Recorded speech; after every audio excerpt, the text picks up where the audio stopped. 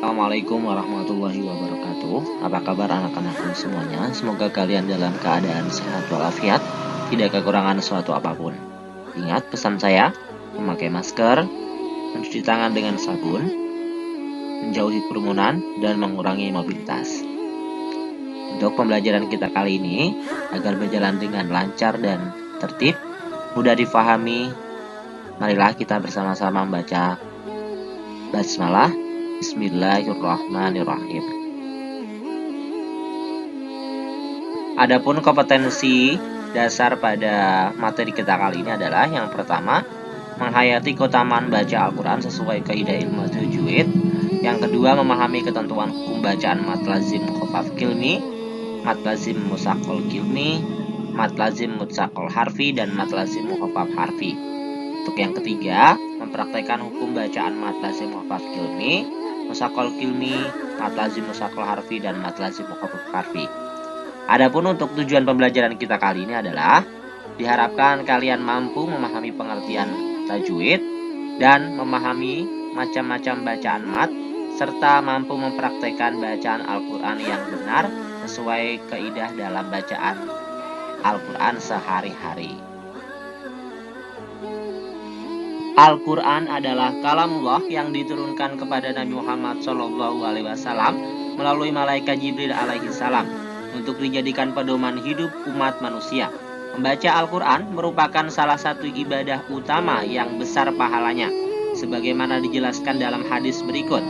An Abdillah bin Mas'ud radhiyallahu anhu yaqulu, qala Rasulullah sallallahu alaihi wasallam, man qara'a harfan min kitabillah falahu bihi hasanatun wal hasanatu bi asrin amsalihha la aqulu alif lam mim harfun walakin alifun harfun walamun harfun wa mimun harfun. Abdullah bin Mas'ud radhiyallahu anhu berkata, Rasulullah shallallahu alaihi wasallam bersabda, siapa yang membaca satu huruf dari Al-Quran maka baginya satu kebaikan dengan bacaan tersebut. Satu kebaikan dilipatkan menjadi 10 kebaikan semisalnya. Dan aku tidak mengatakan alif lam mim satu huruf, akan tetapi alif satu huruf, lam satu huruf, dan mim satu huruf. Hadis riwayat Tirmidzi. Sebagai sebuah ibadah, membaca Al-Quran haruslah sesuai ketentuan yang disebut ilmu tajwid. Tajwid secara bahasa berasal dari kata jawwada yujawwidu tajwidan, yang artinya membaguskan atau menjadikan bagus. Dapat pula diartikan sebagai al-ityanu bil jayyidi, segala sesuatu yang mendatangkan kebaikan. Tujuan mempelajari ilmu tajwid adalah agar dapat membaca Al-Quran secara benar sesuai dengan yang diajarkan Nabi Muhammad SAW, sehingga dapat memelihara lisan dari kesalahan-kesalahan ketika membacanya. Hukum mempelajari ilmu tajwid sebagai disiplin ilmu adalah fardu kifayah. Namun, hukum baca Al-Quran dengan memakai aturan tajwid adalah fardu ain. Syekh Ibnul Jaziri menjelaskan, membaca Al-Quran dengan tajwid hukumnya wajib. Siapa saja yang membaca Al-Quran tanpa memakai tajwid, hukumnya dosa. Karena sesungguhnya Allah menurunkan Al-Quran dengan tajwidnya. Demikianlah yang sampainya kepada kita darinya.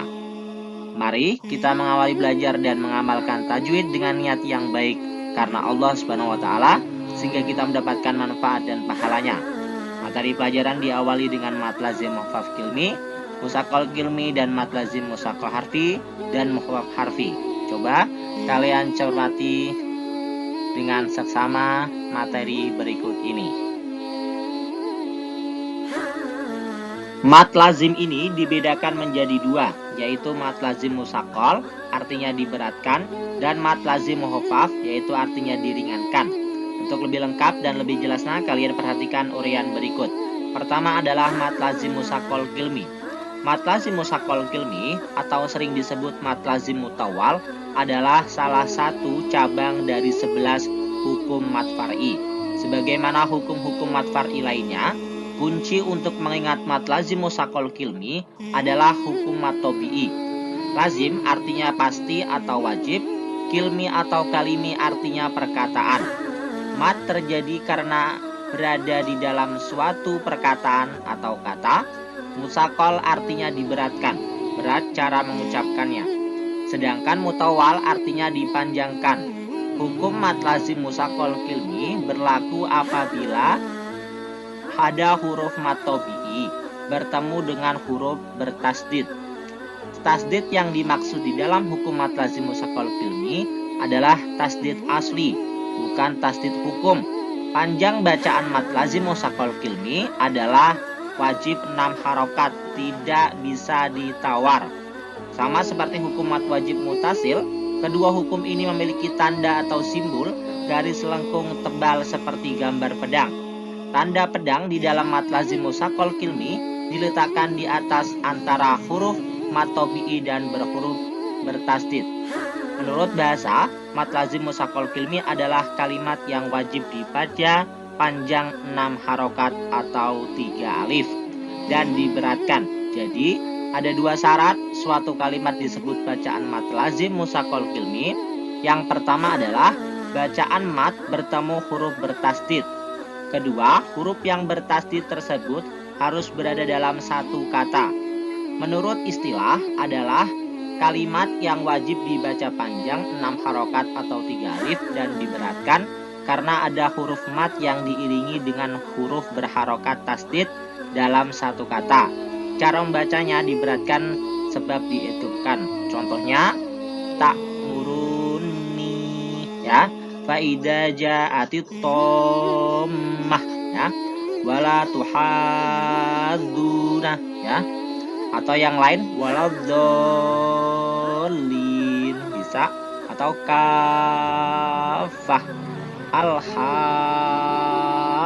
ya, fa idza ja'atit tammah wala tuhadduna ya. Seperti itu contohnya. Selanjutnya adalah mad lazim musaqqal harfi. Hukum bacaan mad lazim musaqqal harfi ini terjadi pada fawatihus suwar, yaitu huruf awal atau pembuka surah. Tentu masih diingat tentang hukum bacaan mad lazim musaqqal.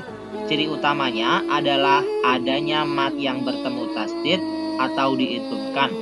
Karena terjadi pada fawatihus suwar, maka disebut mad lazim musaqqal harfi. Mad lazim musaqqal harfi adalah huruf yang wajib dibaca panjang, yaitu 6 harokat atau 3 alif dan dibaca ringan karena ada mad pada fawatihus suwar yang tidak diiringi dengan huruf berharokat tasdid. Cara membacanya diringankan sebab tidak diidghamkan. Contohnya alif lam mim. Seperti itu ya. Itu adalah contoh mad lazim musaqqal harfi. Berikutnya adalah mad lazim mukhaffaf kilmi. Menurut bahasa, mad lazim mukhaffaf kilmi adalah kalimat yang wajib dibaca panjang 6 harokat atau 3 alif dan diringankan. Menurut istilah adalah kalimat yang wajib dibaca panjang 6 harokat atau 3 alif dan diringankan karena ada huruf mad yang diiringi huruf berharokat sukun dalam satu kata dan tidak diidghamkan. Di dalam Al-Quran yang merupakan contoh hukum bacaan ini hanya ada satu kata, yaitu al-ana. Di dalam Al-Quran, bacaan ini tidak banyak, hanya ada pada beberapa tempat, di antaranya tempat yaitu ada surah Yunus ayat 51 dan surah Yunus ayat 91. Demikian contohnya, bisa perhatikan bersama di bawah. Perhatikan baik-baik. Al-ana ya, waqad kuntum bih. Al-ana waqad asaita. Seperti itu. Berikutnya adalah mad lazim mukhaffaf harfi. Mad lazim mukhaffaf harfi adalah bagian dari hukum mad far'i yang terjadi pada huruf-huruf tunggal pada permulaan surah-surah di dalam Al-Quran dan hanya dibaca nama hurufnya saja. Lazim artinya harus atau wajib, harfi artinya huruf, mad terjadi karena huruf bukan pada kata atau kalimat. Mukhaffaf artinya ringan, cara mengucapkannya.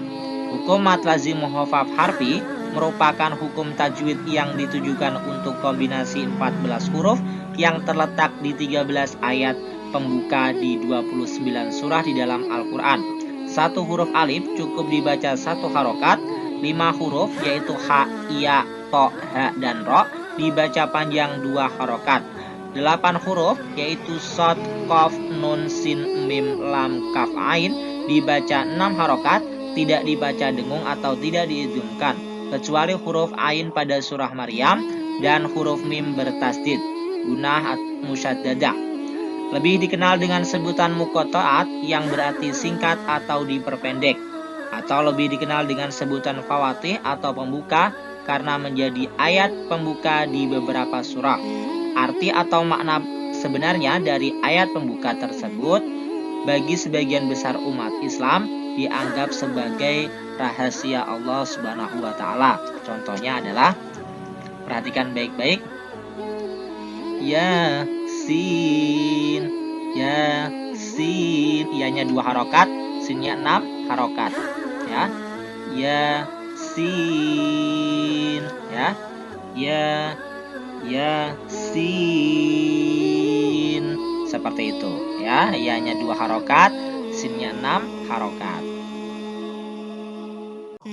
Dari materi yang telah kita bahas pada hari ini dapat kita simpulkan sebagai berikut. Yang pertama, mat far'i memiliki banyak bagian, di antaranya adalah mat lazim.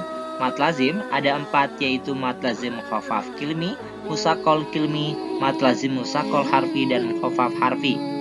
Mat lazim khafaf kilmi adalah huruf mat bertemu sukun asli dalam satu kata atau ucapan.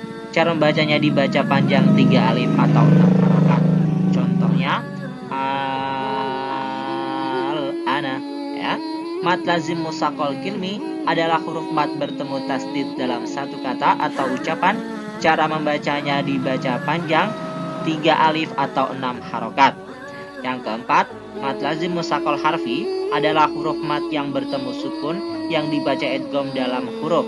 Cara membacanya dibaca panjang 3 alif atau 6 harokat.